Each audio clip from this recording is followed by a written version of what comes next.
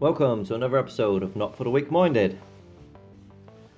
Now, I am at the World Transplant Games in Newcastle, and this week I've been competing in various events against the world athletes, let's call them, who have had transplants.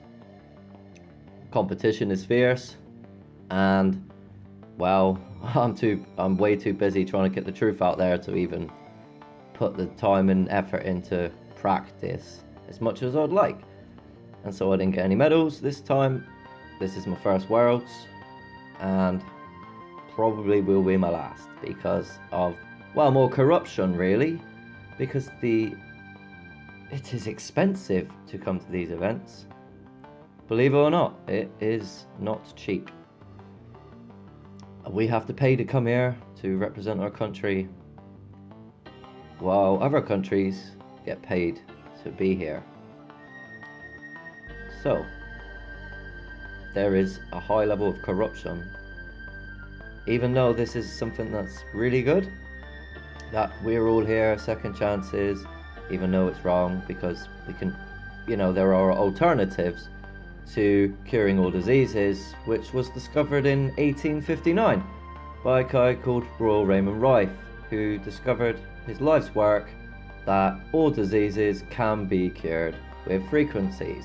1859, people.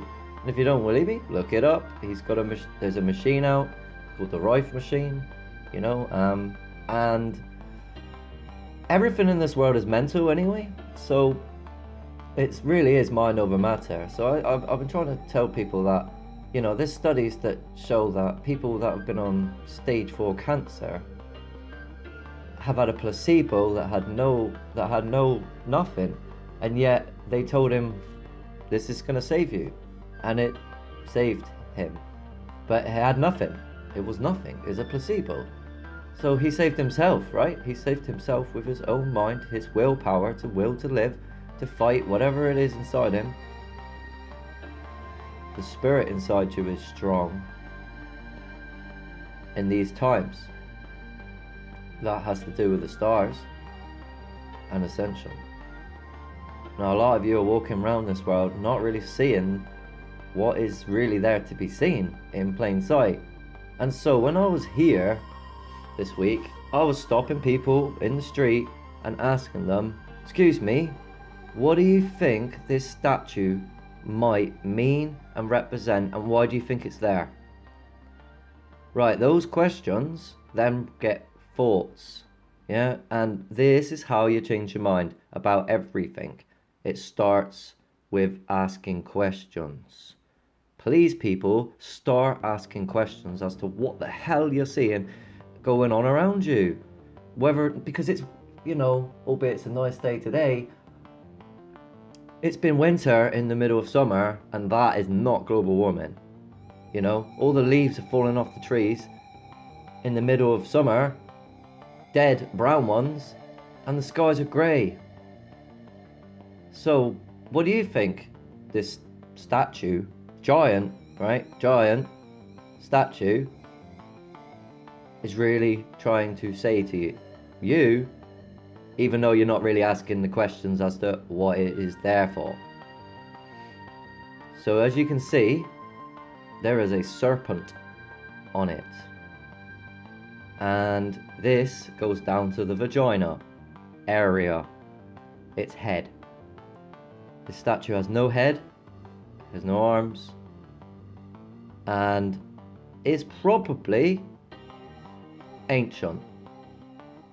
They've took this from a site around the world where it relates to Babylon, let's call it.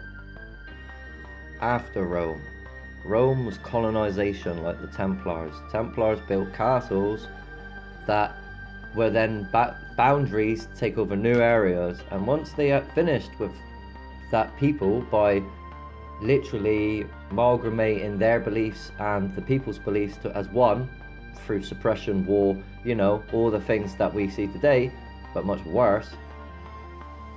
Well, they colonized. They took over our lands. These royal Templar people, you know, connected to the Catholic Church, secret society, the Jesuit order. And so these people now control most of the world. And so when you see the state of affairs here in England and see how many people get transplanted from all ages, and know that it can be prevented, and know that the government are doing it, it's very difficult for me to even be here to begin with, because all I see is corruption around me. I see an epidemic. I see, you know, the sign of the times. And I keep trying to speak to as many people here as possible, but so many just don't really understand. They don't want to hear it, you know. That's the difficult part. It takes time to process this information, because your mind is like a computer. So let's get back to it, because I do go off on one. The serpent is a reptilian reference. So the reptilians beguiled Eve in the garden. Right, so this is a biblical reference because it relates to giants. In the Bible it says there were giants in those days and they survived the flood. So the giants did walk the earth. Anthropologically speaking, we found them, and there's no question about it. It should make you change your mind about, well, everything that they've told you about the ancient past. They had electricity. They had nanotechnology, which is why you need to be aware of their devices today, because you're infected with it in your head already. Zombie. So next time you see something like this and you walk past it, ask yourself, why is it there, people? Because it's there literally to wake you up and go, huh, you know, giants did exist. Oh, the reptilian species is real. Oh. Now, who is manipulating us, all nations, with their lies to destroy the garden that we live in, that we created a long time ago for abundance, for everyone, for all life? We did. We did. You just don't know it. Right at the start of time. Also, what does it reference? The giants. Oh, the return of the giants. That was it. Sorry, I had it in my head earlier. So they've also is a never sign of the times, because history is repeating itself, of cannibalistic giants that once walked the earth too. So they have created abominations in England. You can look this up. This is to do with the hybridization programs, the 50-50 chimera, you know, hybrids that for, well, at least a couple of decades were never allowed to be even thought of to be done ethically. But all the ethics of the old are gone. There is no ethics anymore. It is literally do as you bloody please and get away with it, because you don't care. You're literally walking around this world not even thinking that you're thinking you're free. You're not. You're a slave in bondage, economic bondage, spiritual bondage, mental bondage.